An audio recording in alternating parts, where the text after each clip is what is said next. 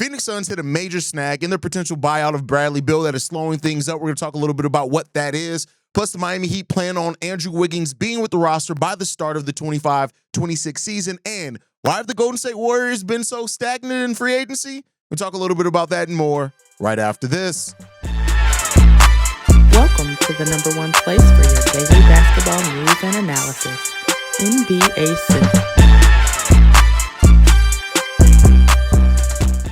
What's going on, basketball fans? Welcome to another episode of NBA Central, your number one spot for everything basketball related. I'm the host, Tyler Hayes, but more importantly, you guys can follow the channel at NBA Central Pod on every social media platform we happen to be on. With that said, let's go and get into this content today, y'all. And so, according to Jake Fisher and Mark Stein, Bill is owed a 25% advance on his 2025-26 salary, a payment that's going to be $13 million that will be sent out on July 15th. And although he is reportedly guaranteed to receive the sum regardless of his buyout terms, it's believed that Bill is waiting for that payment process before finalizing any exit from Phoenix.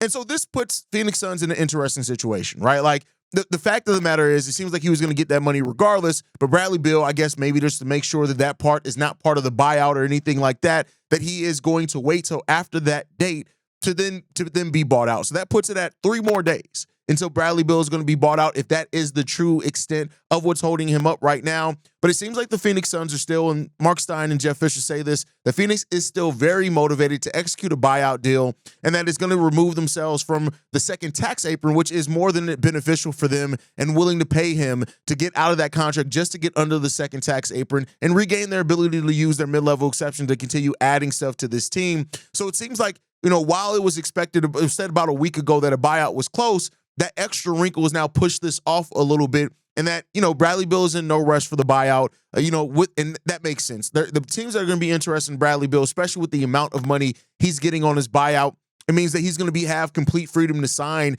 for whatever team that he wants to without money necessarily being the biggest factor in that. And so when you look at it, we've heard teams like the Milwaukee Bucks could become interested in Bradley Beal if it comes down to it, right? A team like the Denver Nuggets could become involved as well. Seems like still the most likely scenario is going to be the Los Angeles Clippers, which does have a $4.35 million of their mid-level exception, and that would be able to keep them under the first tax apron at $3.5 million if they decided to sign Bill to that matter. So seems like it's all but done that Bradley Beal is going to get bought out. There's no questions. I've seen some comments and things from people asking if it's still going to happen with how quiet it's been since the initial talk of it happening, but it does seem it. The Bucks, the Lakers, the Golden State Warriors, the Clippers, these are all teams that have registered some interest in Bradley Beal. So it seems like Bradley Beal is going to be getting, finding himself a new destination sooner rather than later. And we'll see. It seems like, though, Bradley Beal, though, is not willing to sign a minimum contract when it comes down to it, and that he does want a 1+1 deal, including a player option for 2026-27 season as part of the things that him and his agency could be looking for with whatever deal they sign to go to the next team. So keep that in the back of your mind when you're looking at that. He's not willing to sign a complete minimum deal, but he is willing to sign for considerably less than what he'd probably be worth if it was true free agency, and is even willing to take a 1+1 year deal that leaves him with a player option, probably more so to retain early bird rights with the team to where they can go over if he does opt out, but still also so that he can recoup more money if he decides to do so in the full free agency rather than just, getting bought out now here when we're through like the third wave of free agency is what things are looking like. So Bradley Beal situations coming to a resolution sooner rather than later. We'll just see where it leaves him and what's up in air for him. But let me know what you guys think on that down below. Now, one of the players as well that was expected to be on the trade market this year, and reportedly the Miami Heat did shop him around, was Andrew Wiggins. This one comes from the Miami Herald, who says this. The Miami Heat are reportedly planning to begin the 2025-26 season with forward Andrew Wiggins on the roster, according to a report, again, from the Miami Herald.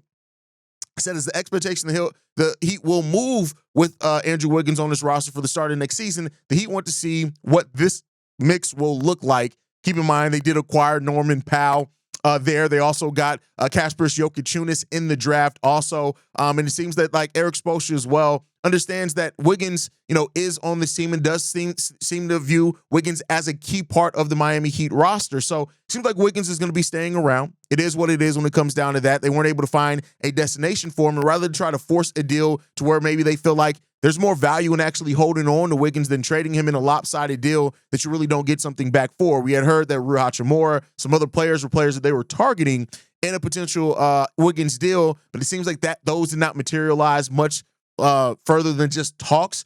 And so the Miami Heat sit in an interesting place with their roster, right? You have Wiggins, you've added Norman Powell, you got Tyler Herro. Are you going to plan to sit one of those or bring one of those guys off the bench for Kristaps Porziņģis? Doesn't seem like it. Davion Mitchell, Terry Rozier, Kristaps Porziņģis are still guards that are on that roster as well. So it seems like they're going to have a pretty deep rotation as far as the guard and the 1, 2, and 3 spots on that team, with Khalil Ware, Bam Adebayo as well being the bigs there. It's interesting enough, Erik Spoelstra did talk about Khalil Ware also in Summer League and just talked about how he wanted Khalil Ware to handle things a little bit more professionally. Now, I don't know what that means for the chances of him starting for the team or anything next year, but it does raise some questions on how is Khalil Ware viewed there by Erik Spoelstra. Is he penciled in as a starter to start the season, which is kind of like what I was expecting, or is more so, is there a chance he's coming off the bench again and Bam's still going to be the starting center there? That's the questions that you hold there, and we'll see. I mean, Erik Spoelstra is a coach that he's one of the best coaches in the league, and typically the way that he evaluates talent, we're going to trust that, and we're going to see what comes of that. I think he's going to be the best evaluation of that talent, but the Miami Heat just sitting in a team that really hasn't done much this offseason, despite all the talk and even the desire that they had to add another high-level player to this team.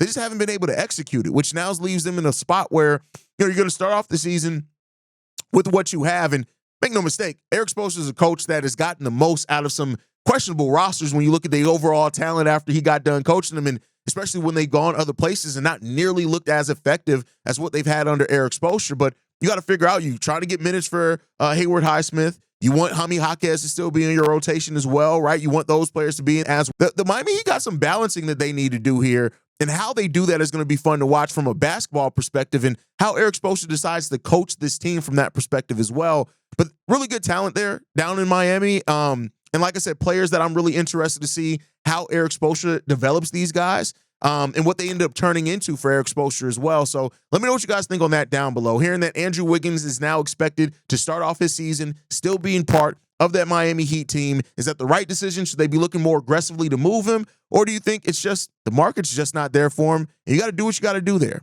We shall see. From that to the Warriors, right? The Warriors have been a team that have been fairly quiet, really, in regards to this offseason. Haven't made any really crazy moves. We're still trying to see what happens with the Al Horford thing, right? But Shams Charania was on Sirius XM, and he said this: the Warriors have not made a move yet this offseason because a lot of what they're going to try or trying to do hinges on Jonathan Kuminga's restricted free agency. Does he come back on a deal, or are you signing him and trading him? That's held up their movement this offseason. You have a full NBA team whose actions have been held up so far because they're waiting on that. So with the Warriors extending that qualifying offer of $7.5 million to Jonathan Kuminga in June, it gives them flexibility to match any offer. Now, he can still sign with another team on an offer sheet. The Warriors then can choose to match it or can let him walk for free, or there's still a chance to complete a sign-and trade in which the Warriors get something back for him and send him to a team that he may want to go to. But they're not the only team that's in a holding pattern with their restricted free agents. You look at Quentin Grimes, hasn't signed. Josh Giddey with the Chicago Bulls hasn't signed. Jonathan Kuminga is still out there as well. Cam Thomas still is another one also. So we have quite a bit of players that are in that restricted free agency that just have not had movement. And whether that means that teams are waiting for one of the restricted free agents to kind of sign and set a little bit of the market, and that they can look back to whether the agents or whatever are waiting on that. But it does seem to be something going on. Now, this isn't unfamiliar. We've seen restricted free agents go well into the end of July sometimes before they sign or a resolution is made with their deals. But it just raises questions why so many of the restricted free agents and bigger name restricted free agents just have been unable to find a home at all so far this year.